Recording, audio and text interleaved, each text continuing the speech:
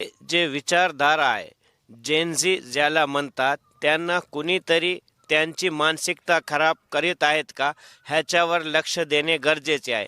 कारण आमची जे महाराष्ट्राची जे संतांची भूमी आहे, वारकरी संप्रदाय आहे, एकमेकांना मिळून मिसळून आम्ही राहतो, एक दुसऱ्याचे सण एक दुसऱ्यासोबत साजरे करतो.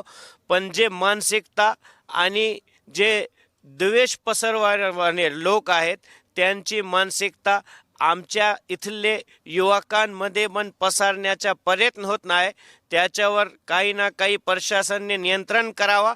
आणि सोशल मीडियावर जे अफवांचा बाजार गरम आहे, आता एक हत्या झालेली आहे, पण लोक त्याला, आता तुम्ही पत्रकार बांधव आहे, तुम्ही पण तुईचे घरात जे घटना घडली तुम्हाला पण वाईट वाटला, तुम्ही पण आले, पण आता सोशल मीडियावर ह्याला पत्रकारी जिहाद पण म्हणत आहे, हितवा जिहाद पण म्हणत आहे. हे बरोबर नाही, हे महाराष्ट्राला शोभणारी घटना नाही.